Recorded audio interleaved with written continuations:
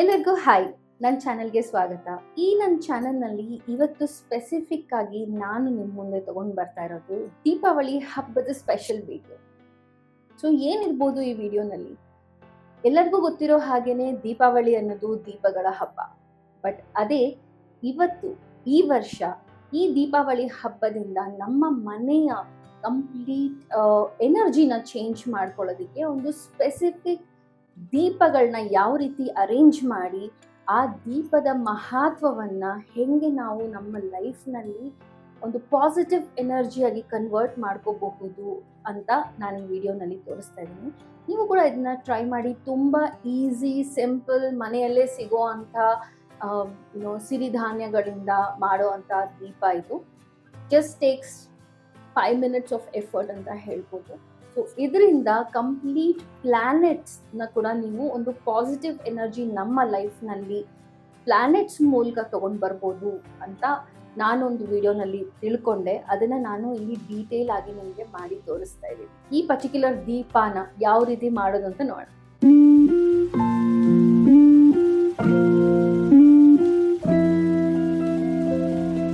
So ಈ ದೀಪಗಳನ್ನ ಮಾಡಬೇಕಾದ್ರೆ ಬೆಳಕಿನ ಪ್ರಾಮುಖ್ಯತೆ ಹೆಚ್ಚಿಸುತ್ತೆ ಆ್ಯಂಡ್ ನಮ್ಮ ಲೈಫ್ನಲ್ಲಿ ಒಂದು ಸಿಂಬಾಲಿಕ್, ಎಲ್ಲ ನವಗ್ರಹ ಸಿಂಬಾಲಿಕ್ನ ಕೂಡ ಎನ್ಹ್ಯಾನ್ಸ್ ಮಾಡುತ್ತೆ.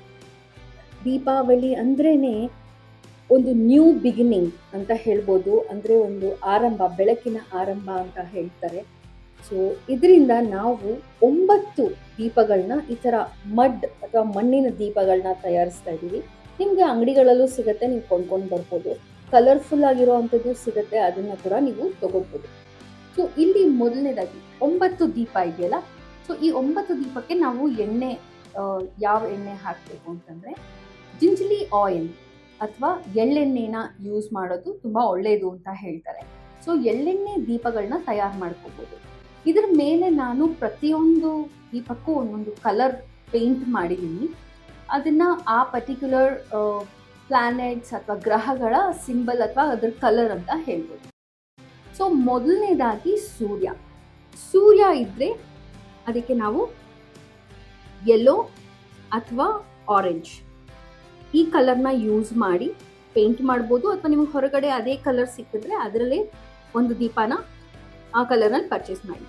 ಈಗ ಈ ಎಣ್ಣೆಗೆ ಒಂದು ಚೂರು ನಾನು ಬೆಲ್ಲ ಹಾಕ್ತಾ ಇದ್ದೀನಿ. ಏನಕ್ಕೆ ಬೆಲ್ಲ ಅಂತಂದರೆ ಇದರಿಂದ ಸೂರ್ಯದೇವರಿಗೆ ಸ್ಟ್ರೆಂತ್ ಬರುತ್ತೆ ಅಂತ.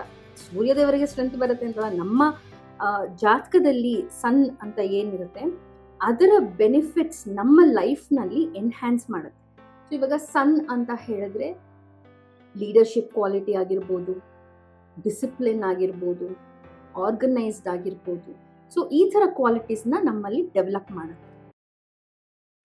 ನೆಕ್ಸ್ಟ್ ಬಂದು ಮೂನ್ಗೆ ನಾವು ಲೈಟ್ ಬ್ಲೂ ಅಥವಾ ವೈಟ್ ಕಲರ್ನ ತಗೋತಾ ಇದ್ದೀವಿ. ನೀವು ಮೂನ್ಗೆ ರೈಸ್, ಅಕ್ಕಿ, ಬಿಳಿ ಅಕ್ಕಿನ ಅರ್ಧ ಚಮಚ ಆ ಎಣ್ಣೆ ಒಳಗಡೆ ಹಾಕ್ಬೋದು. ನೆಕ್ಸ್ಟ್ ಬಂದು ಮಾರ್ಸ್ ಅಂದರೆ ಮಂಗಳ ಗ್ರಹ. ಮಂಗಳ ಅಂದ್ರೆ ರೆಡ್. ಸೊ ಇಲ್ಲಿ ನಾನು ರೆಡ್ ಕಲರ್ನಲ್ಲೇನೆ ದೀಪಕ್ಕೆ ಕಲರ್ ಮಾಡಿದ್ದೀನಿ. ಅದಕ್ಕೆ ನೀವು ರೆಡ್ ಮಸೂರ್ ದಾಲ್ ಆದರೂ ಹಾಕೋಬೋದು ಅಥವಾ ರೆಡ್ ಯಾವುದೇ ಡಾರ್ಕೆಸ್ಟ್ ಕಲರ್ನಲ್ಲಿ ಬೇಳೆ ಯಾವುದಿರುತ್ತೋ ಅದನ್ನು ನೀವು ಹಾಕ್ಕೊಳ್ಳಿ. ನೆಕ್ಸ್ಟ್ ಬಂದು ಬುಧ ಗ್ರಹ ಅಂತಂದರೆ ಮರ್ಕ್ಯುರಿ ಸ್ಪೀಡ್ನ ಇನ್ಕ್ರೀಸ್ ಮಾಡುತ್ತೆ. ಇದಕ್ಕೆ ನಾವು 5, ಇದರ ನಂಬರ್ 5 ಆಗಿರೋದ್ರಿಂದ 5 ಕಾರ್ಡಮಮ್ ಅಥವಾ ಏಲಕ್ಕಿ ಈ ಎಣ್ಣೆ ಒಳಗಡೆ ಹಾಕಿ ದೀಪ ಹಚ್ಬೋದು. ಓಕೆ, ನೆಕ್ಸ್ಟ್ ಶನಿಗ್ರಹ ಅಂತಂದರೆ ಸ್ಯಾಟ್ರನ್ ಯಾವಾಗಲೂ ಸ್ಲೋ ಇರುತ್ತೆ ಅಂತ ಹೇಳ್ತಾರಲ್ವ, ಅದಕ್ಕೆ ಅದು ನಮಗೆ ಒಳ್ಳೆ ರಿಸಲ್ಟ್ನ ಕೊಡಬೇಕು ಅಂತ ಅಂದಾಗ ಕ್ಲೋವ್. ಓಕೆ, 10 ಲವಂಗಾನ ನಾವು ಆ ದೀಪದಲ್ಲಿ ಹಾಕ್ಬೋದು. ಇದಕ್ಕೆ ನಾವು ಬ್ಲ್ಯಾಕ್ ಕಲರ್ಗೆ ಪೇಂಟ್ ಮಾಡಿದರೆ ಆಯಿತು. ಇವಾಗ ಕಲರೇ ಇಲ್ಲ, ನೀವು ಪೇಂಟ್ ಮಾಡೋದಕ್ಕೆ ಅದರದ್ದೇ ಕಲರ್ ಪೇಂಟ್ ಮಾಡೋದಕ್ಕಾಗಲ್ಲ ಅಂದವರು ಬರೀ ದೀಪದಲ್ಲಿ ಇಂಥ ಪದಾರ್ಥನ ಹಚ್ಚಿ ನೀವು ಇವರಿಗೆ ಆರತಿ ಮಾಡಿದ್ರು ಸಾಕು. ನೆಕ್ಸ್ಟ್ ಬಂದು ಗುರುಗ್ರಹ. ಗುರುವಿನ ಕೃಪೆ ಯಾವಾಗಲೂ ಇರಬೇಕು ಅಂತ ಹೇಳ್ತೀವಿ. ಸೊ ಈ ಗುರು ಜುಪಿಟರ್ನ ನಾವು ಸ್ಟ್ರೆಂಥನ್ ಮಾಡಬೇಕಂದ್ರೆ ಇದು one of the biggest planet ಅಂತ ಹೇಳ್ತಾರೆ. ಇದನ್ನು ನೀವು ಎನ್ಹ್ಯಾನ್ಸ್ ಮಾಡಬೇಕಾದ್ರೆ ಇದಕ್ಕೆ ನೀವು ಅರಿಶಿನ ಹಾಕಿ. ಅರಿಶಿನ ಅಂದರೆ ಯೆಲ್ಲೋ, ಸೊ ಗುರುಗೆ ಡೈರೆಕ್ಟ್ ಅಸೋಸಿಯೇಟೆಡ್ ಕಲರ್ ಅಂದ್ರೆ ಯೆಲ್ಲೋ. ಸೊ ಅರಿಶಿನ ನೀವು ಆ ಎಣ್ಣೆ ಒಳಗಡೆ ಹಾಕಿ. ಇದೆಲ್ಲ ಕಾಲ್ ಸ್ಪೂನ್ ಹಾಕಿದ್ರೂ ಸಾಕು. ನೆಕ್ಸ್ಟ್ ಬಂದು ಕೇತುಗೆ ನಾವಿಲ್ಲಿ ಯೂಸ್ ಮಾಡ್ತಿರೋದು ಕಪ್ಪು ಮತ್ತೆ ಬಿಳಿಯ ಎಳ್ಳು.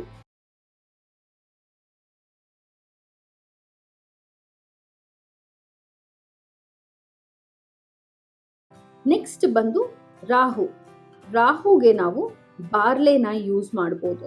ಬಾರ್ಲೆ ಎಕ್ಸಾಕ್ಟ್ ಅಸೋಸಿಯೇಟೆಡ್ ವಿತ್ ರಾಹು. ಇವಾಗ ನವಗ್ರಹ ಪೂಜೆ ಮಾಡಿಸಿದವ್ರಿಗೆ ಇದೆಲ್ಲ ಗೊತ್ತಿರುತ್ತೆ.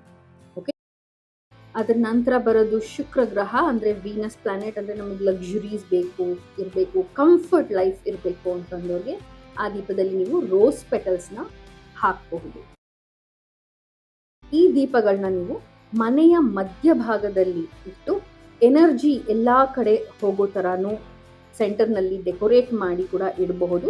ಬಟ್ ದೇವರ ಮುಂದೆ ಒಂದ್ಸತಿ ಆರತಿ ಮಾಡಿ ಇದನ್ನು ನೀವು ದೀಪಾವಳಿ ಪ್ರತಿ ದಿವಸನೂ ಸೆಲೆಬ್ರೇಟ್ ಮಾಡಿದ್ರೂ ನಡೆಯುತ್ತೆ, ಅಥವಾ ಮೇನ್ ಡೇ ಆ ಒಂದು ದಿವಸ ಆದರೂ ಮಾಡಿದ್ರೂ ಪರವಾಗಿಲ್ಲ.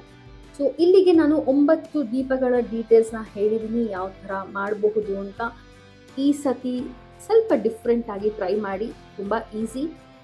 ನಾವು ಮುಂಚೆನೇ ಹೇಳ್ದಂಗೆ ಏನು ಕಷ್ಟ ಇಲ್ಲ, 5 ನಿಮಿಷದಲ್ಲಿ ಮಾಡೋದು. ದೀಪ ಹೆಂಗೂ ಪ್ರತಿ ದೀಪಾವಳಿಗೂ ನಾವು ಇಟ್ಟೇ ಇಡ್ತೀವಿ. ಆದರೆ ಈ ಸತಿ ಒಂದು ಸ್ವಲ್ಪ ನಮ್ಮ ಪ್ಲಾನೆಟ್ಸ್ನ ಸ್ಟ್ರೆಂಥನ್ ಮಾಡ್ಕೊಳ್ಳೋಕ್ಕೆ ಇದೊಂದು ಒಳ್ಳೆಯ ಅವಕಾಶ, ಅಥವಾ ಸಿಂಪಲ್ ರೆಮಿಡಿ ಅಂತ ಹೇಳ್ಬೋದು. ಐ ಹೋಪ್ ನಿಮಗೆ ಈ ವಿಡಿಯೋ ಇಷ್ಟ ಆಯಿತು ಅಂತ. ನೀವು ಈ ದೀಪಾವಳಿ ದಿವಸ ಈ ಪರ್ಟಿಕ್ಯುಲರ್ ದೀಪಗಳನ್ನ ಮಾಡಿ ಅದನ್ನು ದೇವ್ರ ಮುಂದೆ ಆರತಿ ಮಾಡಿಬಿಟ್ಟು ಮನೆ ಸೆಂಟರ್ನಲ್ಲಾಗಲಿ ಅಥವಾ ಮನೆ ಬಾಗಿಲಲ್ಲಾಗಲಿ ಇಡ್ಬೋದು, ಅಥವಾ ದೇವ್ರ ಮುಂದೆನೇ ಇಡ್ಬೋದು. ಈ ವಿಡಿಯೋ ನಿಮ್ಗೆ ಇಷ್ಟ ಆದರೆ ಇದನ್ನು ಖಂಡಿತ ಟ್ರೈ ಮಾಡಿ. ಆ್ಯಂಡ್ ನನ್ನ ಚಾನಲ್ನ ಸಬ್ಸ್ಕ್ರೈಬ್ ಮಾಡೋದನ್ನು ಮರಿಬೇಡಿ. ಆ್ಯಂಡ್ ಈ ವಿಡಿಯೋನ ನಿಮ್ಮ ಫ್ರೆಂಡ್ಸ್ ಆ್ಯಂಡ್ ಫ್ಯಾಮಿಲೀಸ್ಗೆ ಕೂಡ ಕಳಿಸಿ. See you with another craft, art or anything about festival video. Happy and safe Diwali to every one of you. See you in the next video. Bye bye.